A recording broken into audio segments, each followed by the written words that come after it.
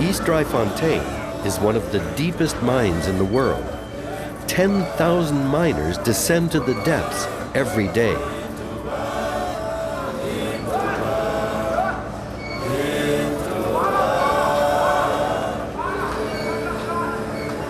I joined Tullis and his research team at shaft number 5, which is 3 kilometers deep.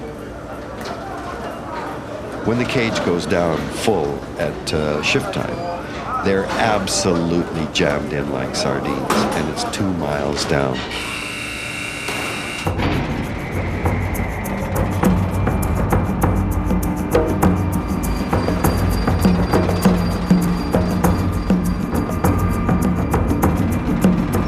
I was terrified, really, because I didn't know about myself. I didn't know myself well enough.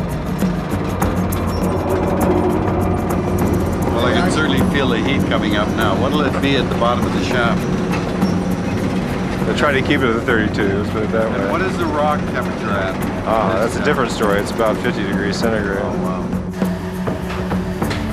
I was scared at the thought of being confined in a tiny space.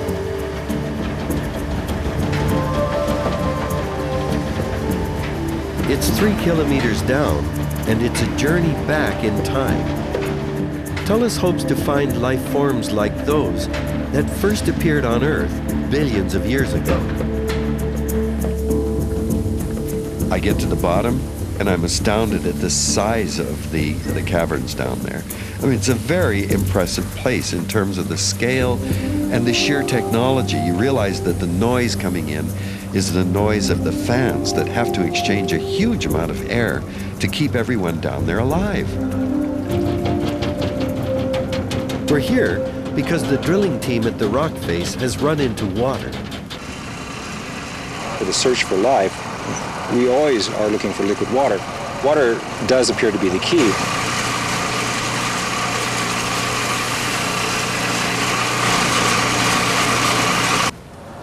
They penetrate with a drill bit.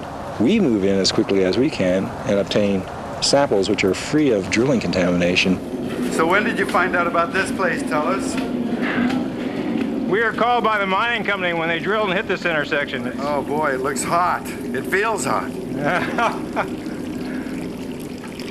Temperature's 100 degrees centigrade, and it may in fact be populated by hydrothermophiles that are able to maintain their integrity.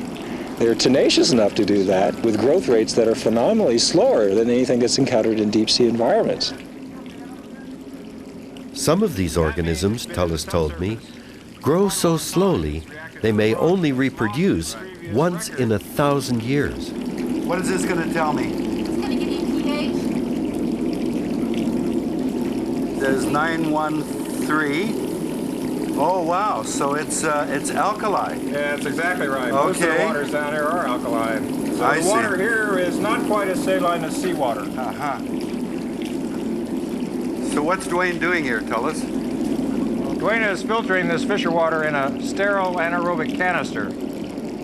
And when we return to the surface, we'll filter those water samples so that any bacteria that contain DNA and lipids get preserved on the filter.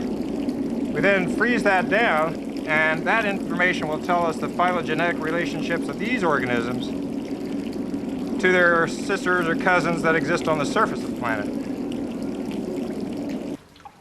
Tullis told me almost nothing is known about these mysterious microbes from the deep.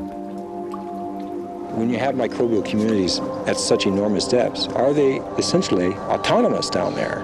They're indigenous to that strata, and they can exist for millions and millions of years. The ice ages come, the ice ages go, the meteorites impact and kill dinosaurs, the mammals take over, but these guys never see any of that action at all. They're just happily doing their business down there very, very slowly, hardly evolving at all. Microbiologist Dwayne Moser prepares the samples in the field lab for shipping back to the States.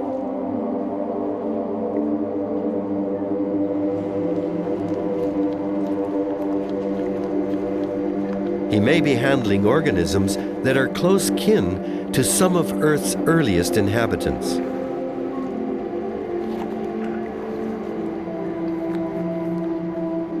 Some of these organisms resemble the type of organisms that have been found on the surface of the planet.